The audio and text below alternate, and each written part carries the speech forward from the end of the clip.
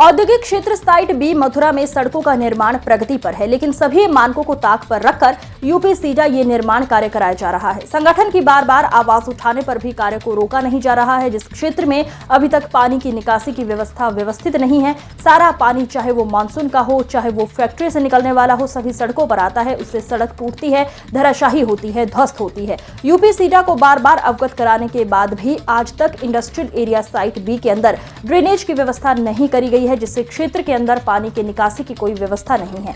Monsoon का पानी factory के अंदर घुस जाता है, फैक्ट्री वालों को परेशानी का सामना करना पड़ता है, लेकिन इस समस्या का समाधान यूपी सीडा के द्वारा आज तक नहीं किया गया। बार बार यूपी सीडा से निवेदन किया गया है, एस्टीमेट बनाकर भेज दिया गए, लेकिन आज तक यूपी सीडा ने ड्रेनेज सिस्टम को सुधारने की सुध नहीं ली है। इंडस्ट्रियल एरिया में जल भराव की समस्या आ रही है और ये कुछ समय पहले ही सड़कें बनाई गई हैं और आज की डेट में जर्जर अवस्था में क्या कारण रहे, क्या कहेंगे आज? देखिए, side B industry area Mathura refinery, मैं भगत सिंह पटेल उपाध्यक्ष हूँ यहाँ का।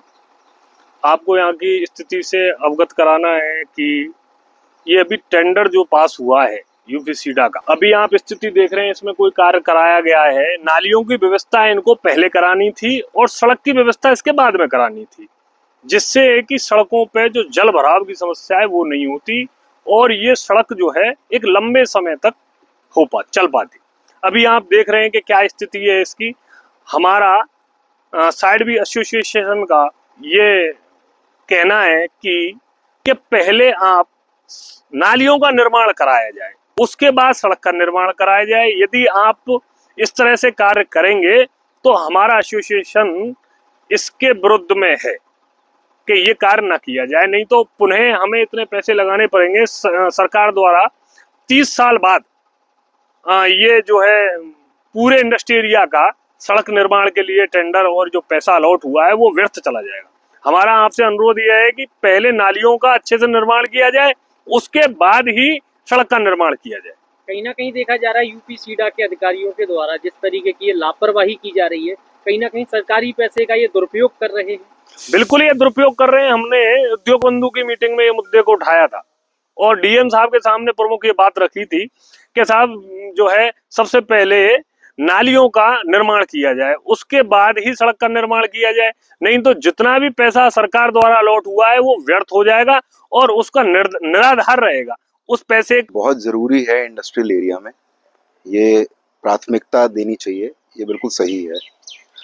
लेकिन सड़क बनाई और सड़क टूट गई, ये किसी ने पहचानने का या समझने की कोशिश मेरे ख्याल से नहीं करी, क्योंकि सड़क दो ही कारणों से टूटती है। या तो वातावरण में इस तरीके का हो जैसे पानी है आपका सड़क पर आ रहा है, या कोई उसको जबरदस्ती डिगिंग कर रहा है, कोई पाइपलाइन डाल रहा है या कोई टेलीफोन लाइन या इलेक्ट्रिसिटी की लाइन जा रही है।